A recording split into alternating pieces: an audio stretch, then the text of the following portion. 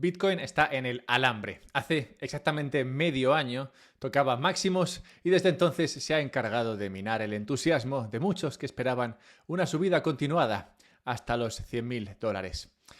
Tras 6 meses de huida hacia ninguna parte, hoy la mayoría de monedas que se mueven en la blockchain de Bitcoin lo hacen cerca de su precio original. ¿Qué nos quiere decir esto? Bueno, básicamente, pues que no se están realizando ni grandes pérdidas ni grandes ganancias entre aquellos que mueven Bitcoin dentro de su misma blockchain. Estos regímenes siempre se presentan tras fuertes subidas o bajadas del precio de Bitcoin, como podemos ver que ocurrió en enero de 2020 o también en enero, parece ser que le gusta enero, de 2023. Estos son regímenes que acaban siempre en una vorágine de volatilidad y lo que nos interesa saber, claro, es si esta vorágine será una con final feliz para los creyentes en la palabra del buen dinero. Ese destino, curiosamente, se verá marcado en gran parte por un activo muy poco querido, muy poco apreciado por los bitcoiners en general. Y hablo, claro, de los bonos de Estados Unidos.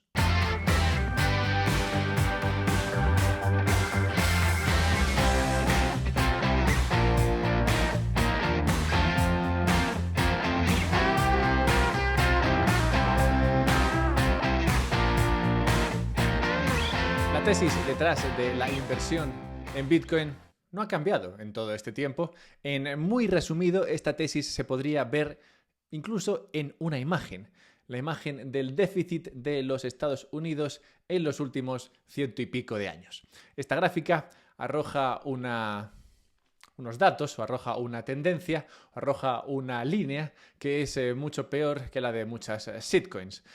Tras 100 años bastante bien, tras 100 años controlando ese déficit, este anualizado de Estados Unidos actualmente se encuentra en los 1,6 trillones de dólares. Esto es, el Congreso de Estados Unidos gasta 1,6 trillones de dólares más de lo que ingresa por impuestos.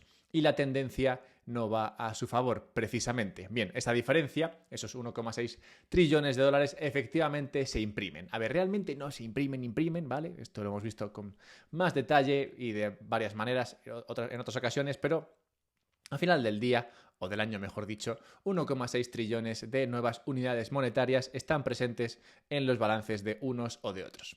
Y esas nuevas unidades monetarias acaban circulando poco a poco por la economía, haciendo que los precios de los bienes de consumo y de los activos, muchas veces principalmente, acaben subiendo. Y estos activos serían acciones, inmuebles y Bitcoin principalmente. Y no por ese orden.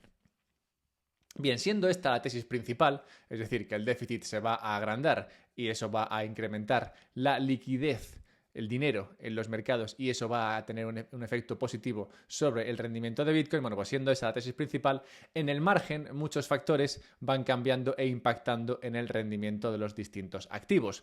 Y uno de los más importantes y desconocidos es la volatilidad de los mercados de bonos estadounidenses. Hace unos días hice un vídeo explicando la historia de la volatilidad del mercado de acciones o concretamente la historia de un instrumento que permite invertir en esa volatilidad del mercado de acciones y luego de su sucesor. Bueno, hablé de toda la importancia de estos instrumentos y de esta volatilidad en el mercado global. Puedes ver ese vídeo por aquí. Bueno, pues la volatilidad del mercado de bonos, no la de las acciones, también es importante e incluso cabría pensar que más, si cabe, pues afecta a cuánta liquidez existe en el mercado en un momento determinado. Así, si la tesis principal, digamos, es que la liquidez va a subir porque los déficits no van a parar de crecer, la volatilidad de los bonos puede determinar en un momento concreto cuánto más arriba o cuánto menos arriba estará esa liquidez en el mercado. Y ahora veremos cómo afecta, claro. Antes tenemos que dar gracias, claro, a la gente o a alguien en particular porque se haya encargado de medir y valorar la volatilidad de los bonos. Pues al final, si la volatilidad de los bonos es lo que nos permite saber cuánta más liquidez va a crearse en el mercado, pues que alguien se esté dedicando a mirar esto, pues es de agradecer. Y esto se sigue en un índice conocido como MOVE, que me parece muy buen nombre, francamente. O sea, si mides cómo se mueve algo y lo llamas MOVE, pues, o sea, chapó para el que estuvo aquí. Muy bien. El youtuber Chris Perras que no fue quien se inventó el nombre, pero que me parece que tiene un nombre épico. Si es artístico, me parece que es genial para dedicarte a hablar de las finanzas. Bueno, pues el youtuber Chris Perras explica de esta manera qué es el índice MOVE. It's a Bank America index that measures Treasury bond market volatility. We like to follow this index as a measure of stress in the collateral markets. Básicamente, el índice MOVE mide cuánto se están desplazando los precios de los bonos y a qué velocidad. Y de paso, determina la creación de liquidez, pues esa volatilidad de los bonos decide cuánto colateral se exige para crear nuevo dinero. ¿Cómo es posible? Te preguntarás que esta volatilidad decida la liquidez que existe en el mercado. Bueno, pues para entenderlo, lo mejor es que partas de la base de que la búsqueda de liquidez es constante y omnipresente. O sea, todo el mundo, bueno, no todo el mundo, ¿vale? Pero bueno, sí, prácticamente todo el mundo, unos más profesionales, otros menos profesionales, todo el mundo está buscando liquidez todo el tiempo para invertirla en cosas que les dé más dinero, ¿vale? Que les dé rentabilidad. ¿Vale? Entonces, eso es una constante en el mundo actual. Entonces, tú imagínate que el mundo es así, porque lo es, no te costará mucho imaginártelo. Bueno, pues ahora imagínate este ejemplo que, por ejemplo, tú vas a un sitio estos de vendo o compro oro, mejor dicho, y vas al compro oro porque has decidido que es la hora de empeñar las joyas de tu abuela para pagar la entrada de un piso, pero no has mirado la volatilidad del oro y resulta que la volatilidad del oro está muy alta. Bueno, pues debido a que la volatilidad del oro está muy alta, el tipo del compro oro te va a dar peor precio del que tú esperas por esas joyas, simplemente porque esa volatilidad alta obliga al del compro oro a tener que cubrirse con un precio peor, que le dé más margen, porque esa volatilidad del oro le impide saber o imaginarse dónde estará el precio del oro. Entonces no te va a pagar a ti el oro muy caro si luego no sabe cuánto va a poder sacar por ese oro que te está comprando. Esto hace que la liquidez que se crea de ese intercambio sea menor de la que podría haber sido. O como lo explicaría el señor Perras, The lower collateral volatility incents higher margin borrowing balances. It no longer forces leveraged players to sell assets whether they want to or not. They exhale first and start slowly returning to buy and levering up their portfolios. Esto es, los mercados con poca volatilidad, sean de oro o sean de lo que sea, pero en este caso, en los mercados con poca volatilidad de bonos, permiten mucho mayor apalancamiento, que es lo mismo que liquidez, que es lo mismo que dinero, que los mercados con mucha volatilidad. En momentos donde la volatilidad de los bonos es alta, como por ejemplo el año 2022, la liquidez que deriva de usar bonos como colateral sufre y esto castiga la liquidez general que lleva al mercado a sufrir en su rendimiento. Pues claro, cuanto mayor es la liquidez, mejor es el rendimiento de todos los activos y viceversa. Los buenos mercados, es decir, los mercados en los que todo el mundo gana dinero como si no hubiese un mañana, se venden cursos de trading y hasta los tontos se compran un Lambo, pues son mercados que presentan una baja volatilidad en el mercado de bonos, pues esto permite la multiplicación de los panes y los peces con menos fricción. A más volatilidad, menos panes y menos peces por cada bono que dejas como colateral. Es por esto que el MOVE Index, o este índice MOVE de los bonos, puede acercar o alejar la liquidez y marcar con ello el rendimiento a corto plazo de Bitcoin y el resto de activos. Así que, ¿qué podemos esperar que ocurra con la volatilidad de los bonos?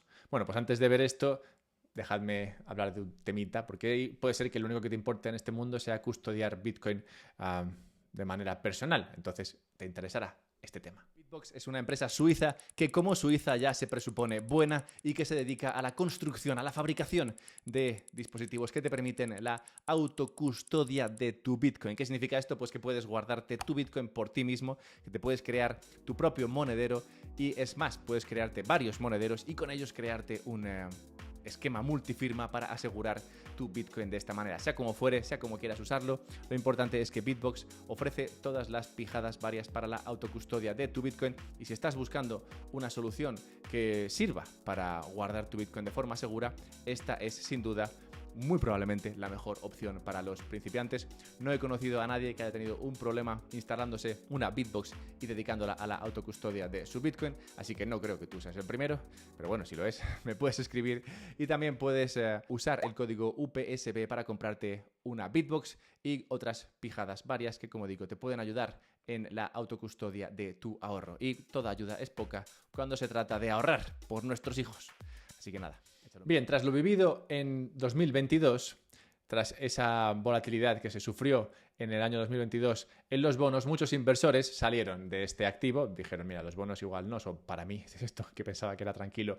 Se mueve más que el rabo de una lagartija, así que voy a dejarlo estar. Entonces mucha gente salió y ha llegado a tal punto la cosa que ahora mismo los bonos estadounidenses se acercan a las asignaciones más bajas en carteras frente a la renta variable en décadas. Vamos, que hace muchísimo tiempo que no hay tan pocos bonos en cartera en relación o en comparación a la cantidad de renta variable que hay en las carteras. Y esto lleva a inversores como Mike Green, por ejemplo, a pensar que desde este punto los bonos lo harán bien, aunque solo sea porque la gente empezará un poco a cuadrar esas carteras sacando dinero de bolsa para meterlo en bonos, algo que bueno, podría estar pasando ya, sobre todo si ves lo que está ocurriendo un poco con la bolsa, que está costando que llegue a nuevos máximos. Entonces, estima Mike Green, mucha gente saldrá de la bolsa para entrar en bonos, para volver a asignaciones más tradicionales. Otro que está siguiendo este librillo es Warren Buffett, de quien tendremos que hablar otra vez ahora en un minuto. Bueno, pues Warren Buffett posee ahora mismo el 4% de todas las letras del Tesoro americanas, emitidas por Estados Unidos. Unos 277.000 millones de dólares que tiene Warren Buffett en deuda de Estados Unidos a corto plazo. Y además de todo esto, todo apunta, como hemos visto aquí otras veces, a que los tipos de interés se van a reducir en Estados Unidos en los próximos meses, lo que podría atraer a todavía más inversores a los bonos, que esperarían beneficiarse de esa bajada de tipos de interés. Lo importante aquí es tener claro que realmente no importa que los bonos lo hagan particularmente bien o que lo hagan particularmente mal para que la volatilidad se reduzca. Lo único que tienen que hacer es moverse hacia donde sea, pero hacerlo sin grandes aspavientos. Suban, bajen o no hagan nada, mientras lo hagan de forma pausada, la volatilidad bajará y permitirá un mayor multiplicador de la liquidez.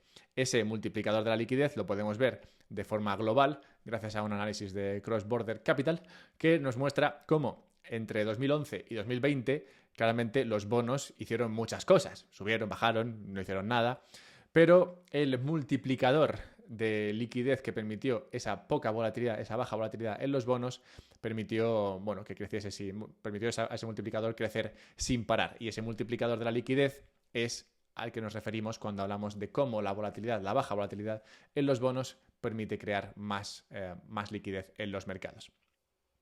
También a favor de una menor volatilidad a futuro de los bonos va el que la correlación entre bolsa y bonos haya vuelto a ser negativa tras un régimen de correlación positiva.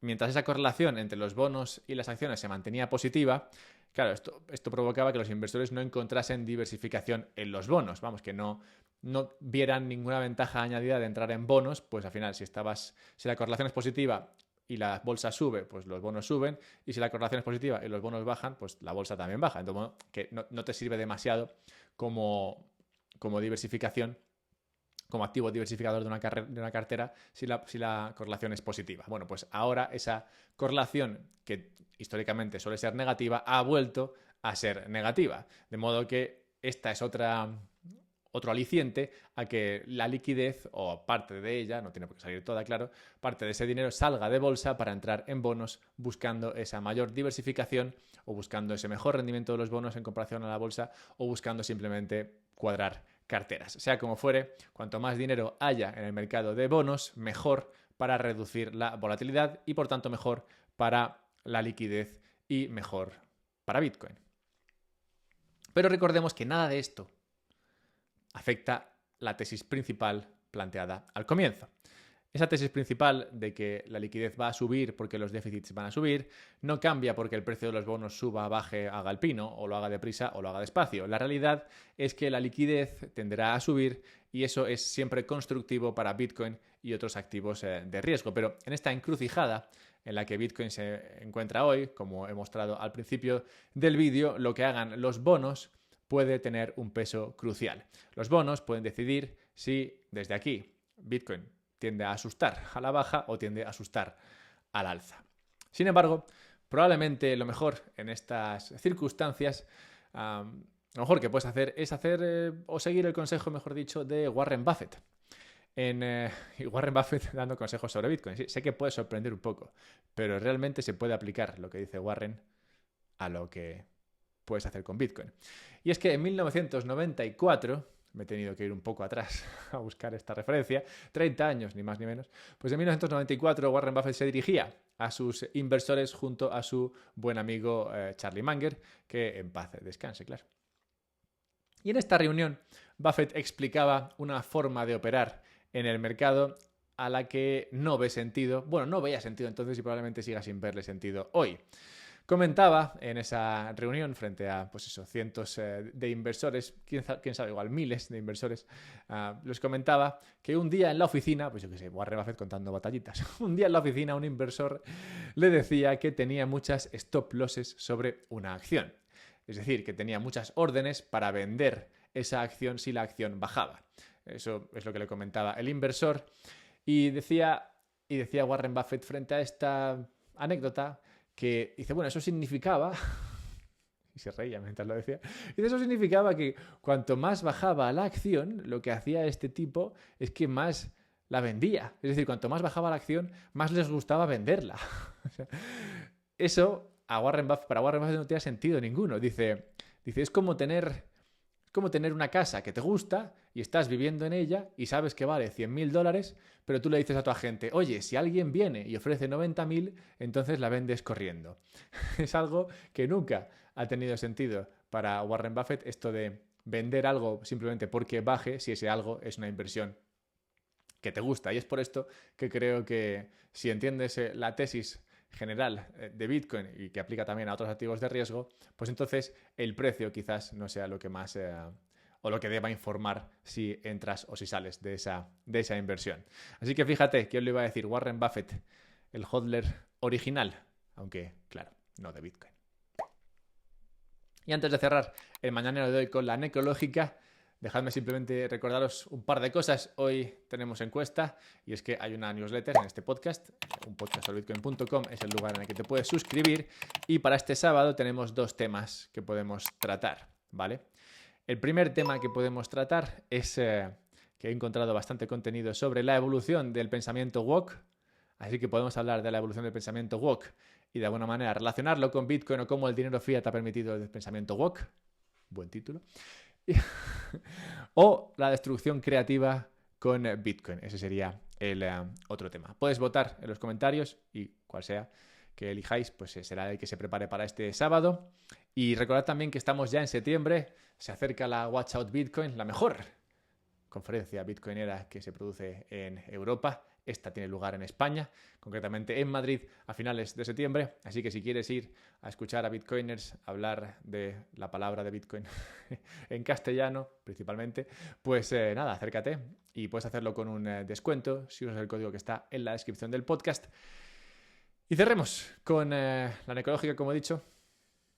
Y es que hay que recordar la muerte en tal día como hoy de Steve Irwin, el cocodrilo Dundee original, naturalista y cazador de cocodrilos. No sé cómo lo gestionaba esto. Eran otros tiempos. Podías ser, supongo, ambas cosas. Bueno, este pobre señor murió, no obstante, por el ataque de una mantarraya, demostrando que a veces diversificar no siempre acaba bien.